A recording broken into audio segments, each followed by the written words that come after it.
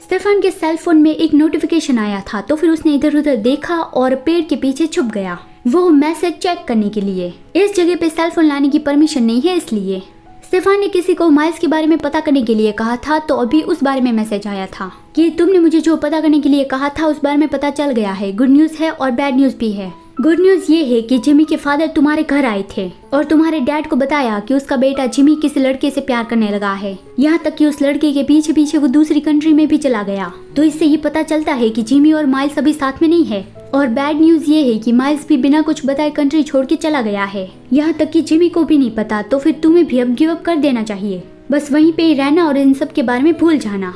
ये मैसेज पढ़ के स्टेफन कंफ्यूज था कि क्या माइल्स से ये देश छोड़ के चला गया। और तभी यूजिन ने उसे पेड़ के पीछे छुपा हुआ देख लिया कि स्टेफन वहाँ पे क्या कर रहा है।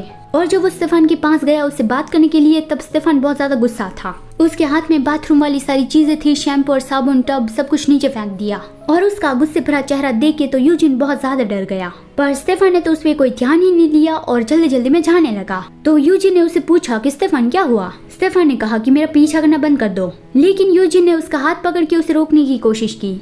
तो फिर स्टेफन ने उसका हाथ दूर झटकते हुए चिल्लाया कि मैंने कहा कि मेरा पीछा करना बंद कर दो। उसके धक्के की वजह से यूजिन गिरने वाला था, लेकिन उसने खुद को संभाल लिया और स्टेफन ने भी फिर अपना गुस्सा शांत किया और उसे सॉरी कहा और वो गुस्से में ही चला गया। उसका शैम्पू और बाकी सारी चीजें यहीं पे ही पड़ी थी। तो फिर यूजिन रोते हुए वो उठाने लगा और अपने आंसू वाइप करते हुए चला गया। और जब वो अपने रूम में पहुंचा तब उसके रूममेट ने पूछा कि यूजिन क्या तुमने रास्ते में स्टेफन को देखा था। यूजिन ने बताया कि नहीं, लेकिन मैंने उसे 20 मिनट पहले शावर के बाहर देखा था। क्यों?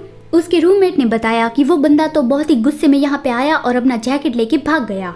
मुझे डर है कि वो लास्ट टाइम की तरह यहाँ से भाग ना गया हो तो अच्छी बात है, क्योंकि अगर वो फिर से पकड़ा गया फिर तो ये लोग उसे यहाँ से बाहर ही निकाल देंगे। ये सुन के यूजिन एकदम ही शॉक्ड रह गया कि क्या उसे यहाँ से बाहर निकाल देंगे। वो लोग सोच रहे थे सच में वैसा ही था, स्टेफन सच में वहाँ से भाग गया था। वो जल्दी जल्दी में माइल्स के घर पहुंचा और जोर जोर से दरवाजा ठोकने लगा कि माइल्स क्या तुम घर पे हो।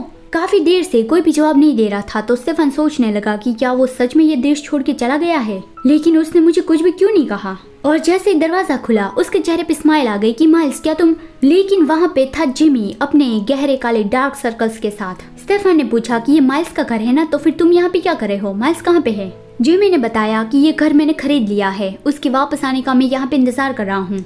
ये बोलते हुए वो फिर से अंदर जाने लगा था, लेकिन स्टेफन ने उसे रोका और उसके फेस पर एक घूंसा लगा दिया और चिल्लाने लगा कि तुमने माइल्स के साथ क्या किया जिससे वो ये देश छोड़ के चला गया। जिमी ने कहा कि क्या तुम माइल्स के दोस्त होने के नाते ये पूछ रहे हो या फिर कुछ और। ये सुन के स्टेफन बहुत ज्यादा गुस्सा हो गया और गुस्से से उसके फेस पर पंच मारने जाता है।